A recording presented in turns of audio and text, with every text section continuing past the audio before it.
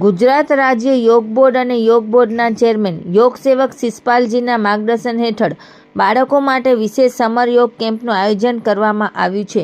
આ કેમ્પ પૂર્વ કચ્છ ગાંધીધામ ખાતે વિવિધ જગ્યાએ યોગ કોર્ડિનેટર પૂજાબેન લાલવાણીના માર્ગદર્શન હેઠળ યોજવામાં આવેલ છે. ગુજરાત રાજ્ય યોગ બોર્ડ દ્વારા બાળકો માટે ખાસ નિઃશુલ્ક સમર્થ યોગ કેમ્પનું આયોજન કરવામાં આવ્યું છે. કેમ્પ દરમિયાન બાળકોને યોગાસન, પ્રાણાયામ, ધ્યાન, જીવન મૂલ્યો, રમતગમત તથા વિવિધ મનોરંજક અને શૈક્ષણિક પ્રવૃત્તિઓનું માર્ગદર્શન આપવામાં આવશે. આ યોગ કેમ્પનો મુખ્ય હેતુ બાળકોમાં શારીરિક તંદુરસ્તી, એકાગ્રતા, આત્મવિશ્વાસ અને સકારાત્મક જીવનશૈલીનો વિકાસ કરાવવાનો છે.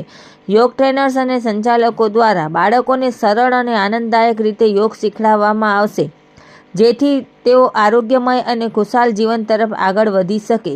આ કેમ્પ તારીખ 16 મે થી 30 મે સુધી ચાલશે. વાલીઓને વધુમાં વધુ બાળકોને જોડાવા અનુરોધ કરવામાં આવે છે.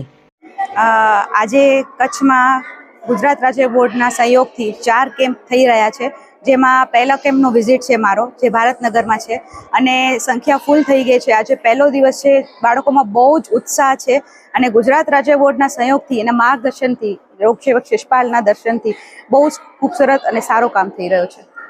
કેટલા દિવસ કેમ્પ ચાલશે અને કેટલા લોકો લાભ લેશે? 15 દિવસ કેમ્પ ચાલવાનો છે અને દરેક કેમ્પમાં 100 થી ઉપર સંખ્યા થઈ ગયેલ છે. બધા સંચાલકો ખૂબ જ મહેનત કરે છે અને આખી કાર્યકર્તાની ટીમ એમની સાથે છે.